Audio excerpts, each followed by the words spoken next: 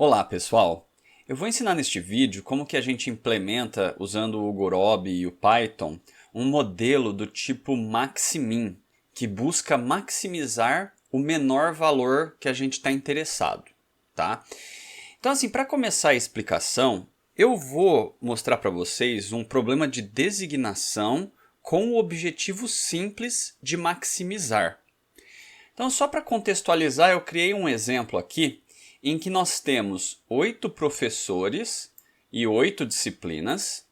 Cada professor possui uma satisfação ou uma preferência por cada uma das disciplinas.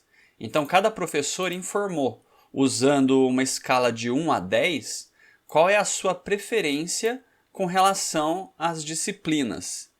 E aí quando a gente faz a designação, o objetivo comum seria a gente maximizar a satisfação total. Em outras palavras, isso seria a maximização da soma de todas as satisfações individuais. Aqui eu já mostro para vocês a solução que a gente vai encontrar com o modelo de designação. Tá? Lembrando que o modelo de designação é esse aqui, tá? Em que a gente tem aqui, no caso, a maximização da satisfação total.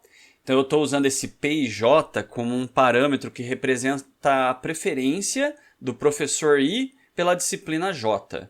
E o X e J é uma variável binária. Tá? Esse modelo de designação a gente já viu aqui no Gorob como que a gente implementa, e eu também tenho vários outros vídeos discutindo esse modelo. Então o que eu queria mostrar para vocês nesse modelo? Eu queria mostrar uma característica da solução. Como ele busca maximizar a satisfação total, quer dizer que algum professor pode acabar ficando insatisfeito. Porque às vezes, para puxar ao máximo a satisfação total, pode ser que algum professor fique com alguma disciplina muito ruim. E aqui a gente vê isso acontecendo porque o professor 7 ficou com essa disciplina aqui que ele tem satisfação 6.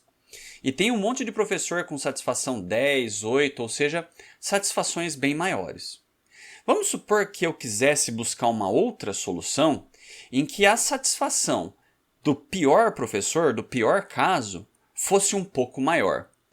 E a gente consegue ver que isso é possível nessa situação porque o professor 7, se eu olhar aqui nas preferências dele, ele tem algumas disciplinas que ele teria uma satisfação maior, como aqui uma satisfação 7, tem uma satisfação 8. Então será que não teria uma outra solução em que o professor com a menor satisfação tivesse uma satisfação maior do que 6? E é isso que o modelo Maximin busca encontrar. Esse tipo de modelo não se aplica apenas a problemas de designação. Na verdade, esse conceito de Maximin ou até de Minimax, a gente pode aplicar para qualquer situação. Tá, então vamos ver a questão aqui do Maximin. Então o modelo do Maximin, ele seria um pouco diferente. Tá?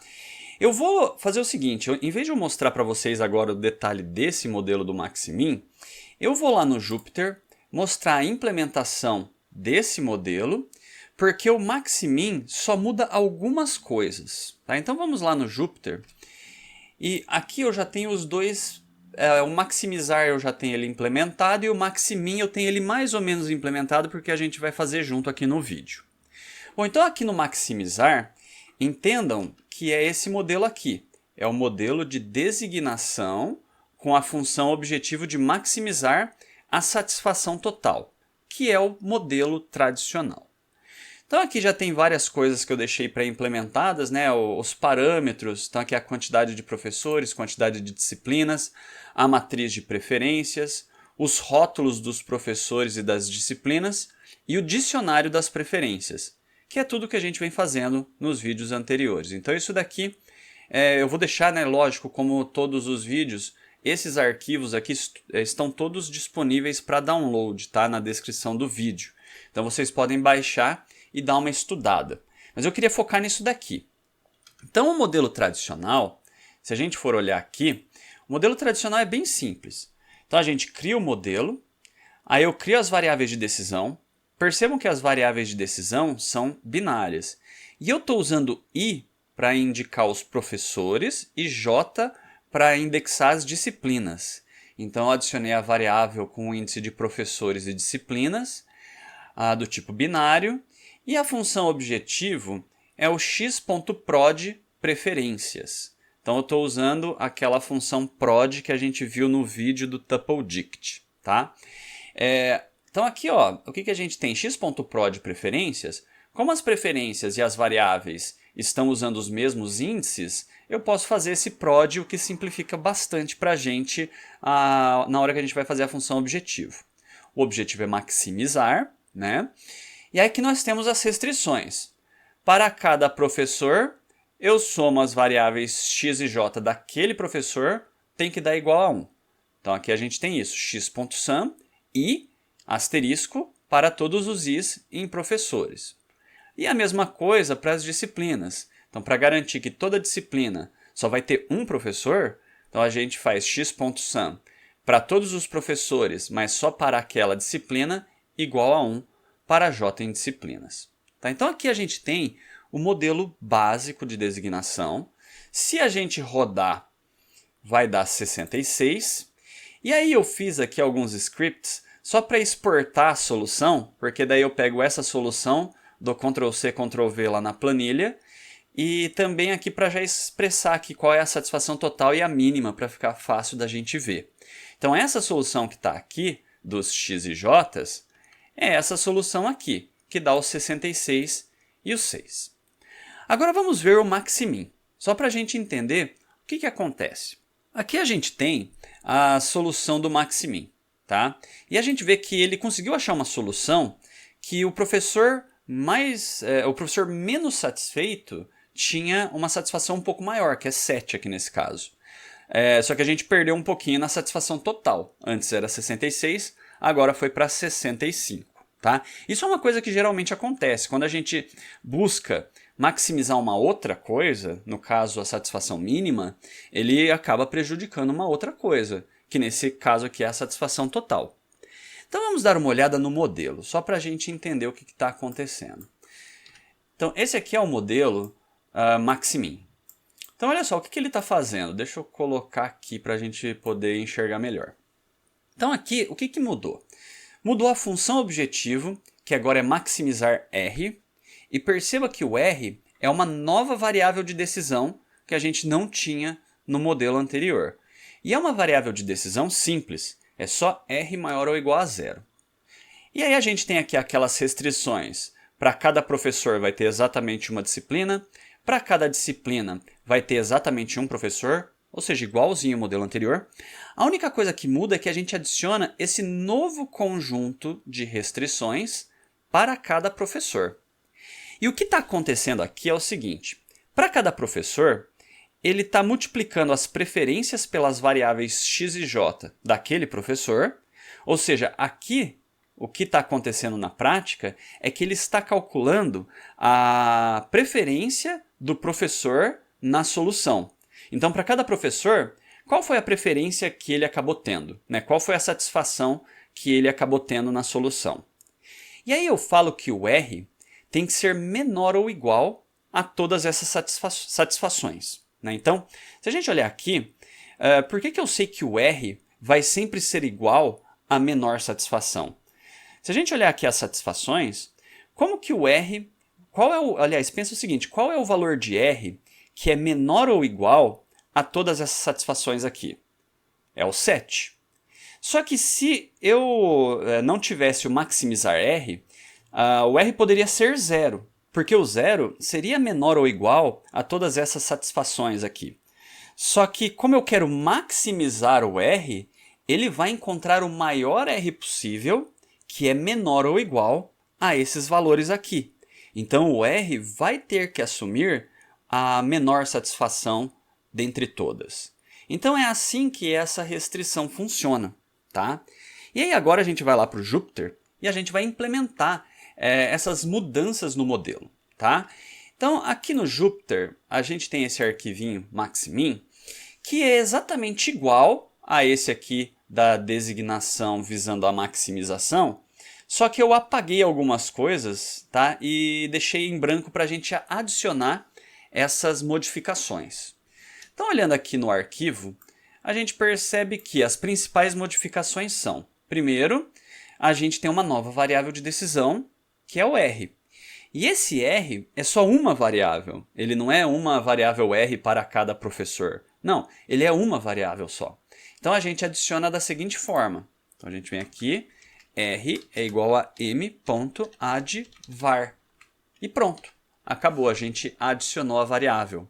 Porque por padrão, quando a gente adiciona uma variável sem indicar nada aqui, inclusive eu estou usando o addVar no singular para indicar que é só uma variável, aí o Gurobi assume que a variável ela é não negativa e contínua.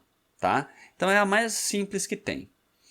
Outra coisa que tem de diferente nesse modelo. Se a gente olhar aqui em cima, a função objetivo é maximizar R. E essa função objetivo é tão simples que as pessoas até se confundem como que a gente implementa isso. E é bem simples. Vamos fazer aqui.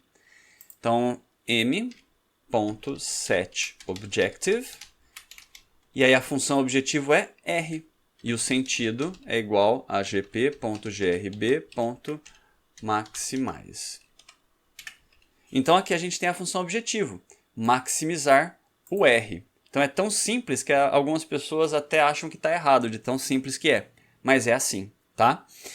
E aí aqui a gente vai fazer as restrições.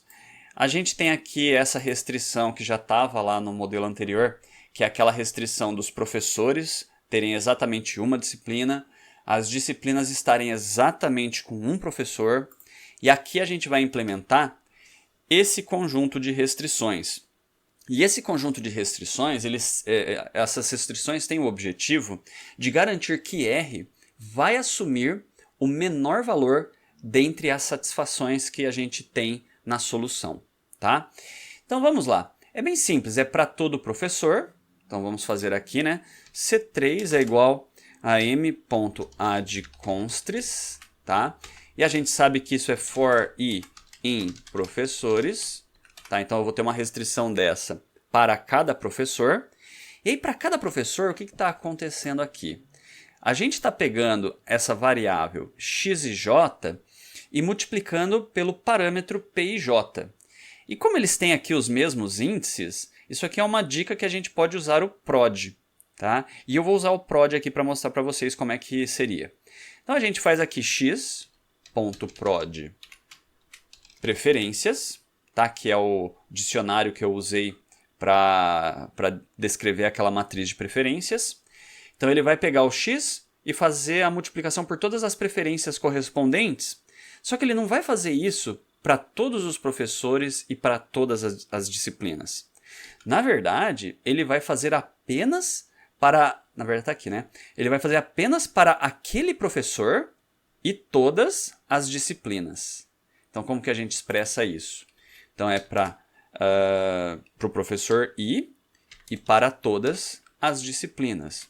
Isso tem que ser maior ou igual a R, para todos os Is em professores. Bom, pessoal, então assim a gente finaliza a implementação do modelo. Vamos rodar para ver se deu certo, né? Então vamos lá em Cell, Run All, tá? Rodei tudo.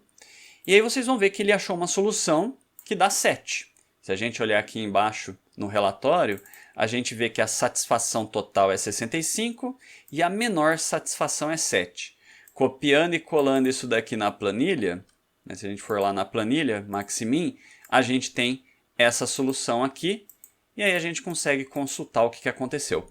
Percebam que várias designações mudaram. Olha, eu vou mostrar aqui a anterior. Então a gente vê que várias designações tiveram que ser refeitas para que a gente tenha uma satisfação mínima um pouco maior. Tá? Então alguns professores acabaram perdendo aquelas disciplinas que eles adoravam para que o professor mais insatisfeito pudesse estar um pouquinho mais satisfeito. Tá? Eu só queria falar antes de finalizar esse vídeo, pessoal, que esse tipo de modelo Maximin é um pouco mais difícil para o solver resolver. Tá? Então, quando a gente pega um problema muito grande e coloca esse tipo de restrição, geralmente o solver demora mais para resolver. Tudo bem que aqui foi rápido, porque o problema é bem pequenininho, tá, pessoal? Mas se for um problema muito grande, por exemplo, um problema de empacotamento em que vocês querem maximizar a menor ocupação nas caixas. Esse daí o solver vai sofrer para resolver, tá? Mas enfim, eu só fiz esse exemplo mais simples para mostrar para vocês o conceito e aí assim vocês podem tentar implementar esse tipo de restrição ou esse tipo de objetivo em outros modelos que vocês estão trabalhando, tá certo? Bom, pessoal, então até o próximo vídeo.